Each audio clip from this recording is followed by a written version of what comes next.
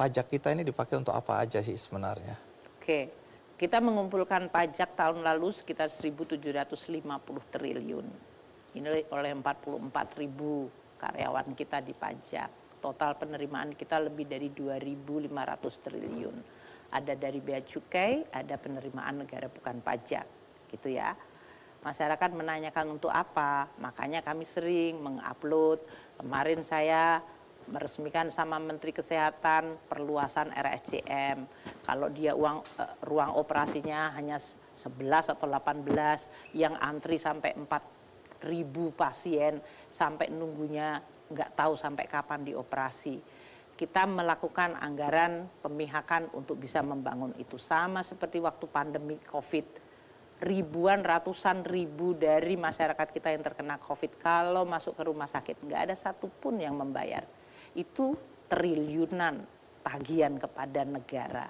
Kalau Anda bicara tentang jalan tol, kalau nanti menjelang Lebaran Anda semuanya akan pergi ke daerah, ke tempat kampung halamannya. Jangan lupa itu juga adalah bagian dari APBN. Kalau kita lihat di berbagai tempat dibangun bendungan, itu juga adalah. Kalau Anda lihat TNI Polri bertugas, alutsistanya sekarang membaik, itu juga dari APBN. Kalau Anda bicara tentang dokter, guru, dan yang lain-lain, madrasah, pesantren, itu semuanya mendapatkan bagian. Kalau sekarang ada 36.000 lebih anak-anak kita yang bisa sekolah di universitas terbaik di dunia, sehingga mereka generasi muda punya kebanggaan, punya confidence, itu juga dari APBN. Kalau ada yang mau research mengenai dari mulai vaksin sampai kepada malaria, sampai biodiversity, kami memberikan itu. Kalau sekarang para aktivis budaya mau melakukan dari mulai mempreserve budaya lokal sampai dia mau performance, kami membuat dana abadi kebudayaan.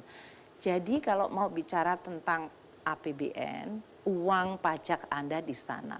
Uang pajak saya ditilep, Bu. Kalau Anda membayar pajak dengan benar menggunakan e-filing, membayarnya itu langsung masuk kekayaan negara. Yang menilep dan ditilep itu adalah biasanya wajib pajak yang nakal, bekerja sama dengan aparat pajak yang nakal. Mereka yang harusnya bayarnya katakanlah 100, dia kemudian kong kali kong membayar hanya 10. Dan itu dinikmati oleh dua pihak yang jahat itu.